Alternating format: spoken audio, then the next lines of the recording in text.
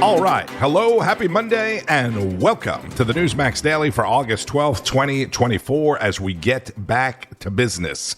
The 225th day of the year, the second of 4 Mondays this month, and World Elephant Day was established in 2011 by Canadian filmmaker Patricia Sims, who has produced documentaries on elephants and wildlife, along with Thailand's Elephant Reintroduction Foundation, all in an effort to bring attention to ivory hunters and other issues facing the elephant population. Today is also the day that former President Donald Trump sits down for a conversation with Elon Musk on X, which could very well break records of engagement or even break the platform. That's at 5 o'clock Central, 8 o'clock Eastern on X or Twitter Spaces, whatever exactly you call that thing, you know where to find it. This comes after a super busy weekend of campaigning by both the Trump-Vance ticket and the Harris-Walz ticket. Republican vice presidential nominee J.D. Vance sat down for several interviews on multiple networks yesterday, including CNN's State of the Union, where he was asked about the stolen valor conversation concerning Kamala Harris's running mate, Governor Walz. But on CNN last night, Dana, one of the people who was actually in charge of him said they knew they were going to deploy to Iraq in February of 2004, fall of 2004. So he knew he was going to Iraq. He decided to quit, to retire, whatever word you want to use. Retire. Because he wanted to run for Congress. He lied about that. He said that when he decided to retire, he did not know that he was going to Iraq. That is another untruth, as even his senior military officer said. So again, I'm not criticizing the service. I'm criticizing the dishonesty. Dishonesty spoken in favor and for the purpose of political benefit. And I think that the most important thing here, Dana, is it goes to Kamala Harris's judgment. If I don't sound exactly like myself, I had a rough weekend. The Harris-Walz campaign issued a written statement on Saturday that read, in part, Governor Tim Walz misspoke when he talked about carrying a weapon of war into war, which was the comment at the center of the whole controversy, right? Walz served 24 years in the Army National Guard. Nobody is disputing that, and we thank him for his service, but he was never in a combat zone. Speaking of combat, new this morning, the United States is sending more resources to the Middle East as tensions continue to escalate there. Defense Secretary Lloyd Austin ordered a guided missile submarine to the Middle East late yesterday and is accelerating the deployment of the USS Abraham Lincoln. This is according to a statement by the Pentagon, as Israel braces for a possible attack by Iran, and the war in Gaza raged on over the weekend as well. All of this while President Biden, our president, the commander-in-chief, the leader of the free world, who may not even know he's still the president, was lounging at the beach over the weekend after a long week of doing almost nothing in the White House. Tensions are also escalating along the Korean peninsula after South Korea blamed North Korea for launching thousands of balloons filled with trash into South Korea. This, as the United States and South Korea are getting ready for their annual joint military exercises. UFS exercise will reflect realistic threats across all domains, such as the DPRK's missile threats, and we'll take in lessons learned from recent armed conflicts. That's Lieutenant Colonel Ryan Donald. And oh yeah, Russia is still invading Ukraine.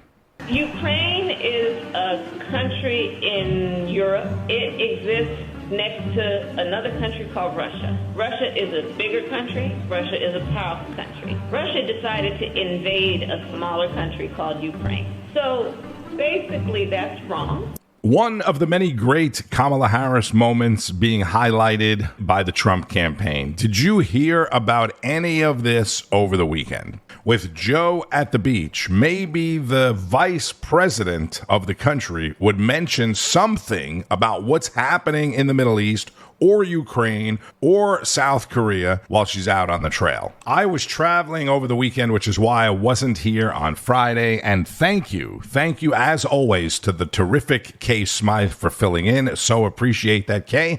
The general consensus of what I heard from people at the airports, at bars, at the event I was at, people on both sides of the aisle. Nobody really cares who had a bigger crowd, and most people don't really care for the name calling and personal insults, which is pretty much what the media was dishing out all weekend long. And honestly, Donald Trump is guilty of it as well. People don't really care. MAGA supporters know how big the crowd was, and the Democrats don't really care how many people were at their rally either. Trump said something about having more people, I think it was at the inauguration, than Martin Luther King had at his speech, and a lot of people just basically laughed at him over the weekend. He can't just keep talking to his own people. He has to talk to everybody. People want to hear the candidates and the media talk about policy, the economy, and what they are going to do. For Donald Trump, that's easy. He talks about it all the time. He already did it once, and he talks about it at every event. Talking about policy and what she has done or will do is a much, much more difficult task for the vice president, who has no real platform at this point other than abortion. It is actually insulting to hear her say that she cares about the people and the price of bread, and she's going to fix it. She's part of the administration that broke it.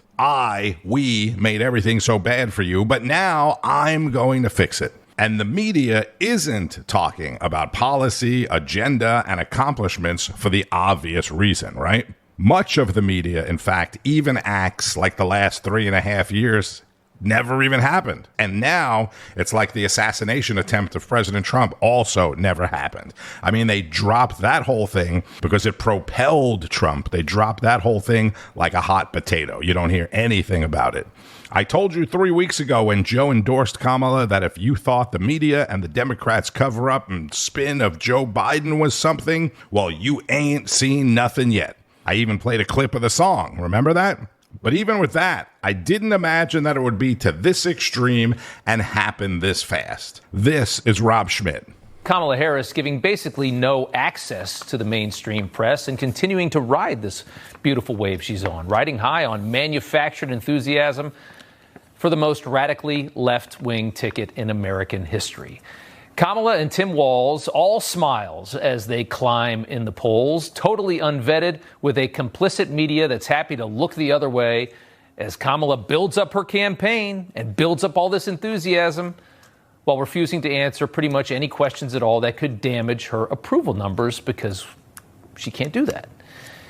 Kamala is getting off scot-free after doing a barely 1 minute gaggle outside of her plane, the only thing she's done in 19 days that's had any transparency. And in that 60 seconds or so, really all she did was indicate that at some point in the future, she's going to actually do a real interview with somebody. Take a look. There's been a lot of questions about when you're going to sit down for your first interview since being the nominee. I've talked to my team. I want us to get an interview scheduled before the end of the month. Thank you. What do you make about the attack on your husband's face? Thank you so much. That was on August 8th, by the way. By the end of the month. Oh, okay. So you need 23 days to figure out how to put your butt in a chair and take a couple questions, huh? And they're letting her get away with this, is the worst part, as Trump gets assailed for actually facing the media firing range for an hour at his home. This is what he gets for doing the right thing. Donald Trump proved once again today that he is not smart enough to do a news conference. I think that what was on display yesterday was just the pure incoherence. It's much more glaring to people that how many cognitive failures Donald Trump has, especially when he stands in an unscripted way. You're not going to tolerate the sexism and the racism that he spews. In his mind, the truth is whatever he wants it to be, and that's what you heard today. Yeah. Makes you wonder why anybody talks to the media. Why would you do it?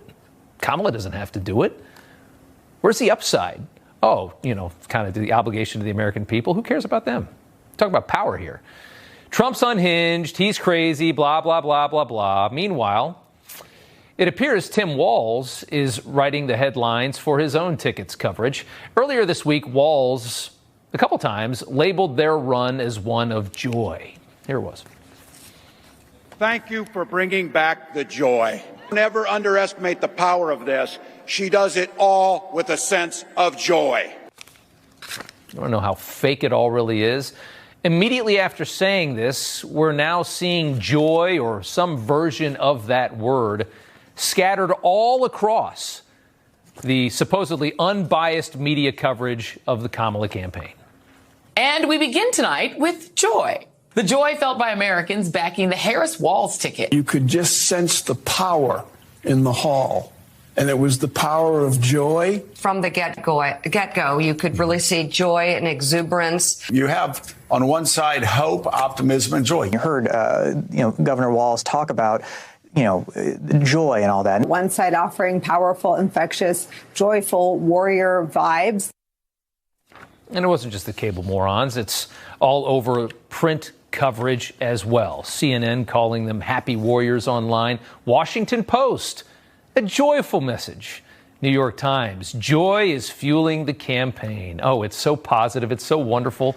That's Rob Schmitt, and the scary thing is that a lot of those same people that I heard from in the airports and at the event I was at said the high prices of groceries and gas isn't really because of anything that President Biden did, but because of corporate price gouging. Everything went up during the pandemic, supply chain, what have you, and now the companies are just price gouging. And Trump's a racist. That's still one of the big issues. And the people that believe that think that Trump floating several black people as vice presidential candidates and then not picking one of them proves that he is a racist. I mean, this is what he's dealing with now, right? This is the reality, and the media rolls with it, enforces it. The big talking point over the weekend, as Rob mentioned, and I even took to Twitter about this over the weekend, Trump's news conference and his speech in Montana was so grim and negative and down. It's a downer, man. And Kamala Harris is just so upbeat, and she's bringing joy. This is going to be the word of the week now. We're going from weird to joy. Joy, joy, joy. Never mind Donald Trump's message being based on actual facts of what's happening in the country. Don't let the wide open border, the border czar, the highest inflation in decades, record high credit card debt, or anything else get in the way of a good old time. One person even told me Donald Trump represents Satan, while she supports the party who is campaigning on abortion. I mean, it just feels like an episode of The Walking Dead, right? This is From America Right Now with host Tom Basile, one of the many great weekend shows on Newsmax. I am joined by Missouri Senator Eric Schmitt. He's a member of the Senate Armed Services Committee and a campaign surrogate for former President Donald Trump. Senator, thank you so much for making the time for us. We really appreciate it. Vice President Harris hasn't held a press conference 19 days. She surfaced on Thursday. She took a couple minutes of questions. But this strategy has worked for Democrats before. Avoid the media and kind of allow the Hollywood-produced ads to sort of do the work and package you up. How does the Trump campaign deal with that effectively, do you think? Well, I think we have to continue to get the message out about who Kamala Harris is, which is appropriate following on that segment you actually had, because, her track record in the United States Senate was she was to the left of Bernie Sanders. What does that mean? It means that she advocated for radical policies that hurt working families. As vice president, she's been part and parcel of this administration that's effectively declared war on middle-class families. She, by the way, cast the deciding votes on the so-called Inflation Reduction Act. She supports the Green New Deal. She supported all these spending items that were very partisan and had broken the budgets of working families because inflation's out of control. On energy, again, the Green New Deal, those are shipping jobs overseas. So if you look at the policies, she's a total disaster. Look at immigration. She's the border czar. We have 10 million people here illegally. She fought in the Senate against Title 42. When they came in, they got rid of all those things that were working under President Trump. And we have all these problems now. So anyway, she can't run away from that. The media is going to try to allow her to do that. We got 90 days to go. It's going to be a sprint after Labor Day. But I think the most important thing is for the American people to get more familiar with her record. And by the way, she picked a radical governor who made Minnesota a sanctuary state. I mean, I think that's a bit of a gift too. And expose terrible decision-making. She's not competent to be president of the United States. And so I think, again, these differences will be exploited here in the coming months. That's Missouri Senator Eric Schmitt on America Right Now with Tom Basile, who highlighted this portion of a Trump campaign ad. All of you will go to the polls, will stand there in the polling place and make a decision. I think when you make that decision, it might be well if you would ask yourself, are you better off than you were 4 years ago? Is it easier for you to go and buy things in the stores than it was 4 years ago? Is there more or less unemployment in the country than there was 4 years ago? Senator, a great ad, all right. I think it lays out the case, as did you just now. Why is this race as close as it is, considering that Trump is running against someone who up until 3 weeks ago was the most unpopular vice president in history and has the record that you and that ad articulated so clearly?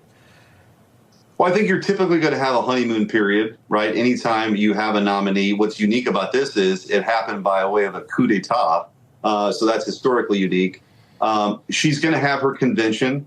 And now I think they still could have problems with the pro-Hamas wing of their party, even though she's, passed over Josh Shapiro because he's Jewish, which is really sad and a testament to how radical the party's become.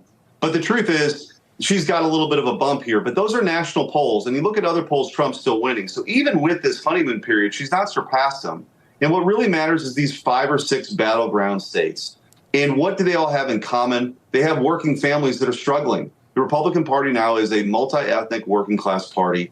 And you look at that ad, there's no way you could make a reasonable argument that people are better off than they were 4 years ago. So when they go in the polls, that is always the most important issue that people ask themselves as to who they're going to vote for. And Kamala Harris, as try as she might, can't run away from that record. The media can only shield her for so long before the American people compare these two candidates one by one and make the right decision for our country and for themselves.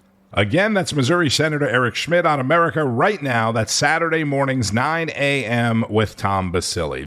As of now, the former president and the vice president are set to debate on September 10th. We get more from Newsmax host Lidia Curanaj. Good afternoon. You know what, guys? Kamala, she is coming undone, and the next few weeks will determine the fate of our nation. The Democrat machine knew that installing Kamala at the top of the ticket was a risky one, hence why they were hesitant to replace Joe in the first place. It took them so long.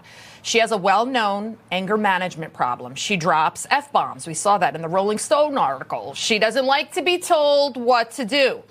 In the last 3 years, her office has seen a 92% turnover rate because of how difficult she is. And here's just a little snippet of what happens when she doesn't know what the questions will be during an interview. Best rapper alive. Tupac. He's not. You said he lives on. Not a lot. I know. I keep doing. You said. Listen, West Coast girls think Tupac lives on. I'm with you. So Tupac, keep going. Keep doing that. Who would I say? I mean, there's so many. I mean, there are some that I would not mention right now because they should stay in their lane. But others, I don't know what that means. I want to know who one of those are. Keep moving. Okay, Keep moving, Angela. All right. Ooh, Kamala not happy with you, Angela. By the way, Tupac has been dead since 1996. It's been 30 years. Where's she been? Besides not knowing how to answer a simple question like that one, look at her. She got all angry at the person for daring asking her that. I mean, Kamala can't name a single rapper alive. I don't even like rap, and I can name a few. But I do wish she would have named P. Diddy. That would have been amazing. Now, that interview right there, it's just one of many, many reasons why the Kamala campaign strategy has been similar to putting Joe Biden in the basement. But here's the problem. No one puts Kamala in the corner. The first indication that Kamala was breaking free of her pact to be seen and not heard and do as she is told was her VP pick of Tim Walz. Why didn't she choose Pennsylvania Governor Josh Shapiro? Is it really because he's Jewish?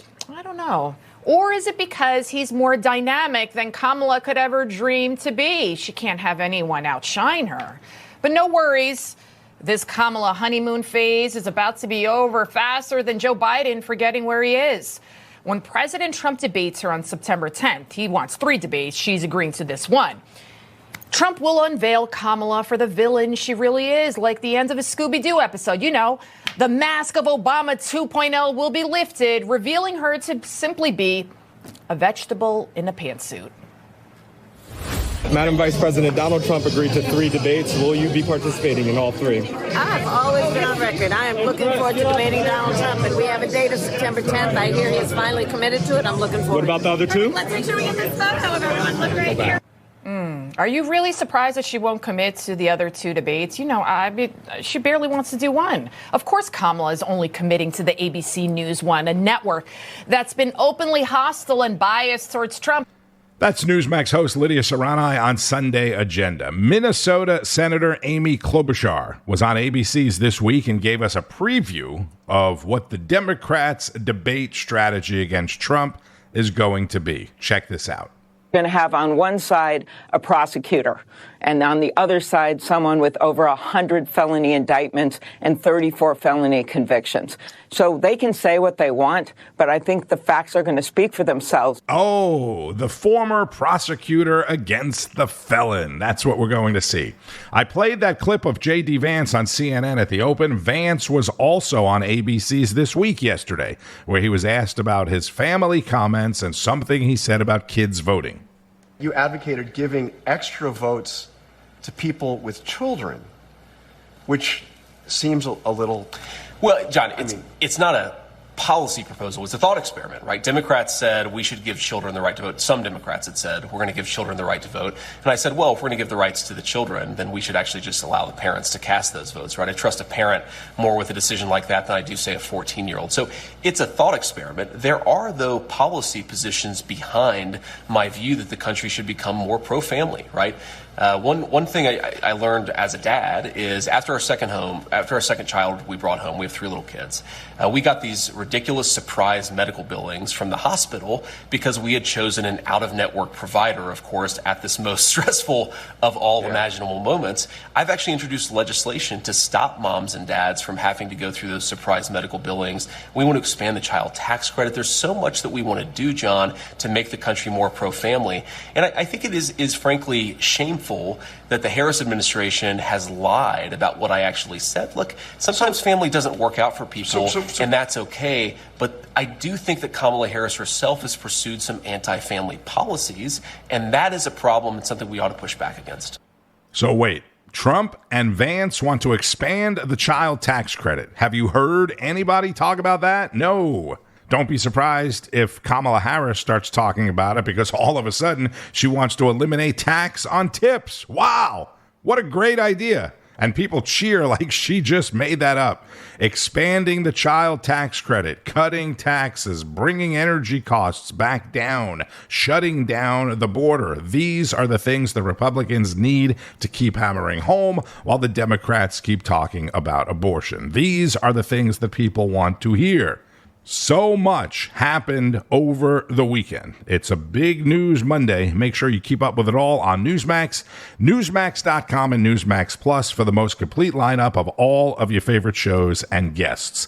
Go to NewsmaxPlus.com in another minute or so when you're done listening to the Newsmax Daily, and make sure you get signed up. I'm Tony Marino. Thank you, as always, for listening to the Newsmax Daily. Please subscribe on whatever podcast platform you're listening to now, and check out some of the other great Newsmax podcasts as well. Most importantly, keep on fighting the good fight. News breaks every minute, every day. You need the app, the Newsmax app. Find it free on your smartphone store. Then watch us anytime, anywhere. It's our America. We conquered it. We built it. Great values like honesty and fairness. Great courage. A great nation needs a free press. Newsmax is it. 30 million Americans regularly go to Newsmax when they really need to know. They watch Newsmax TV at home. On the free Newsmax app, they go to Newsmax.com. Start today. Newsmax is real news for real people.